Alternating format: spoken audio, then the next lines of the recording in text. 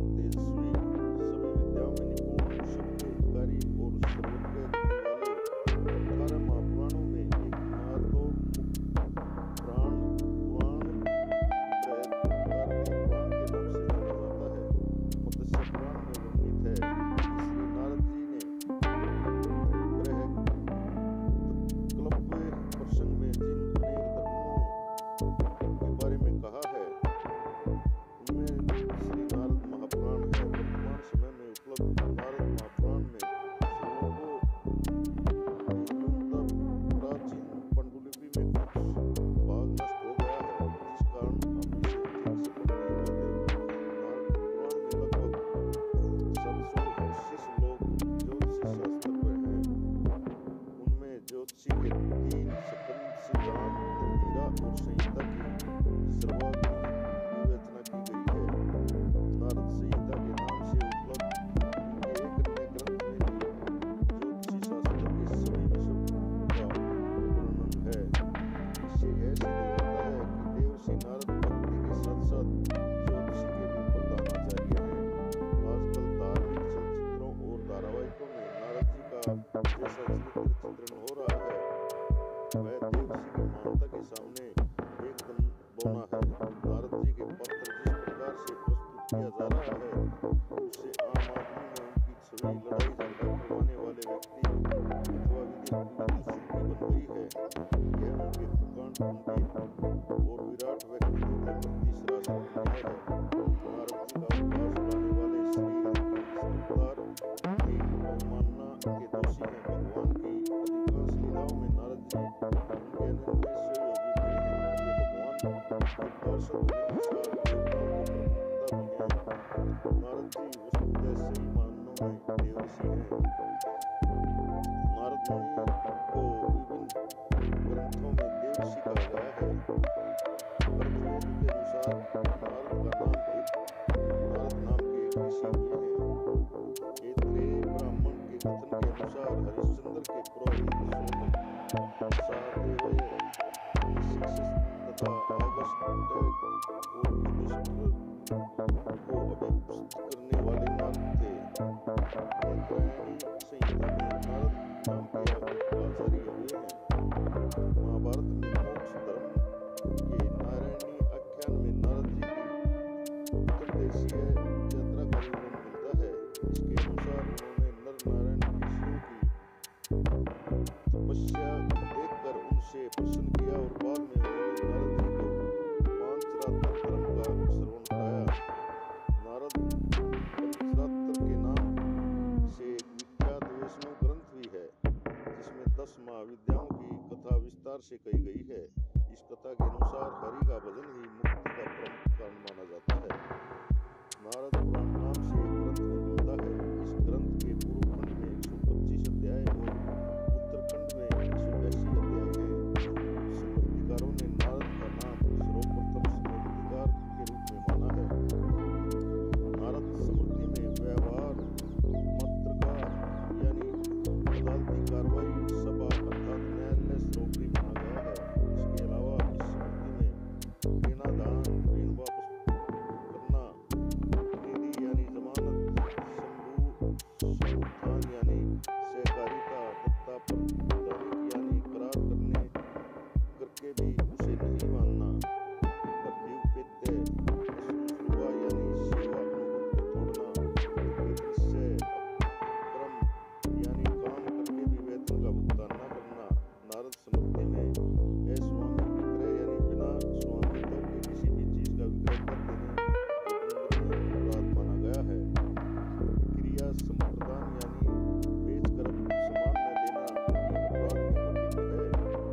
इसके अतिरिक्त कृत्यानुष्य यानी खरीदार भी सामान न लेना, खरीदकर भी सामान न लेना, समस्या पारक्रम यानी निगम श्रेणी आदि के नियमों का भंग करना, सीमाबंद यानी सीमा का विवाद और त्रिपुंस यानी योग यानी वैवाहिक संबंध के बारे में भी नियम कायदों की चर्चा मिलती है।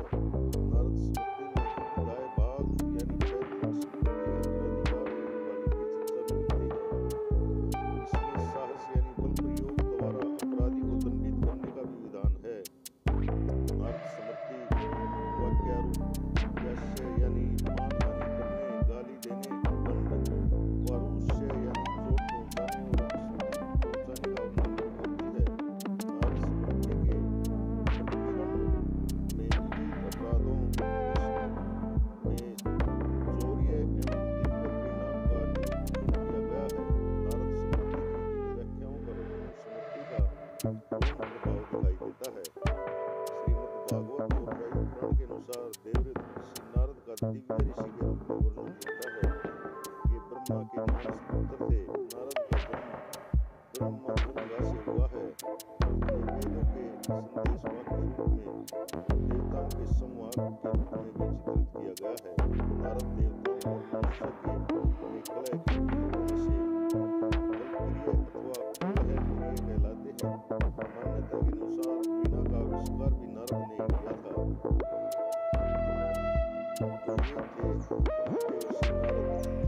राव चुंडा राठौड़ मारवाड़ के 12वें शासक थे। उनके शासनकाल में उनके कूटनीतिक और सैन्य कौशल के माध्यम से मारवाड़ में राठौड़ शासन को किया गया। राव चुंडा राठौड़ का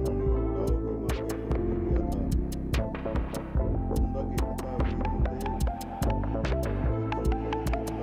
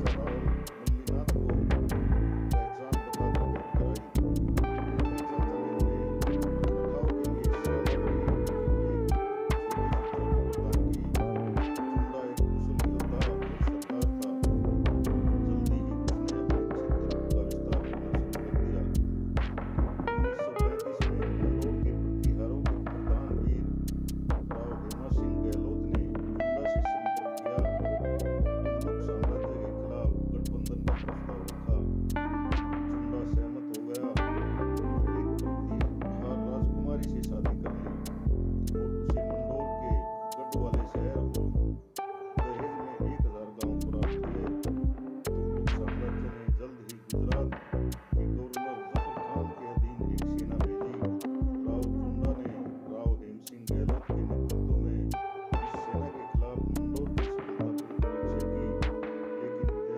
ने किया था।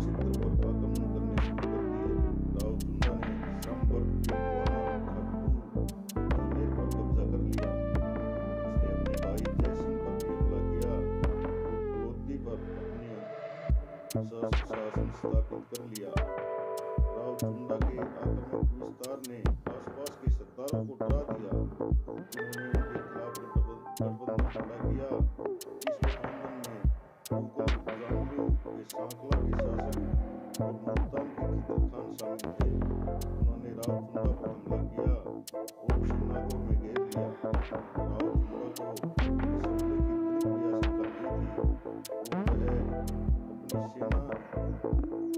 उसकी सेना युद्ध करने में भी समक्ष नहीं थी, इसीलिए स्थिति से बाहर निकलने का कोई रास्ता नहीं था। उसने अपने दुश्मनों पर वहां से सीधा दावा बोल दिया और वह इस युद्ध में वीर गति को प्राप्त हुआ। इंदा राजपूतों की सहायता से राव चुंडा राठौड़ ने 1394 ईस्वी में मंदौर के किले पर अधिकार कर लिया। इस विजय से राव चुंडा की बड़ी प्रसिद्धि हुई। इस समय मंदौर में 342 गांव थे, जिनमें से 84 गांव बिहारों के 84 बालेशों के 84 भाषाएं पंचायतों के 55 गांव के 35 गांव पूर्वजों के अधिकार में थे। इस विजय की खबर सुनकर राव मल्लीनाथ वहां आए और राव चुंडा की तारीफ करके साथ में भोजन किया। राव चुंडा का राज्य अभिषेक हुआ और इस दिन से वे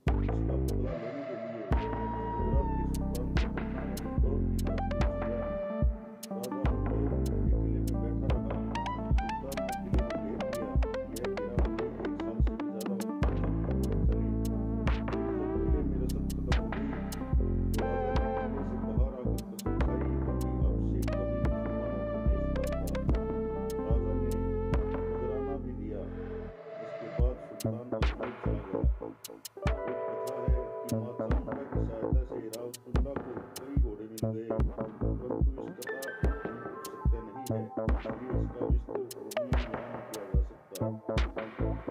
वास्तव में चुंडा जी ने घोड़े व्यापारियों से छीने थे, जिसका वर्णन पिछले भाग में किया जा चुका है। राव चुंडा ने पर किया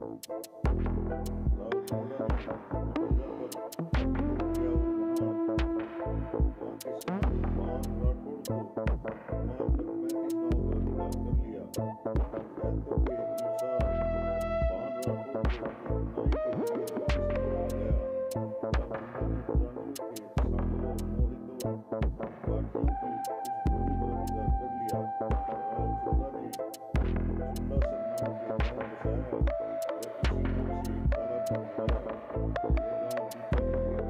कहा जाता है इस गांव में स्थित पहाड़ी पर 2 पाषाण स्तंभ हैं, जिनका निर्माण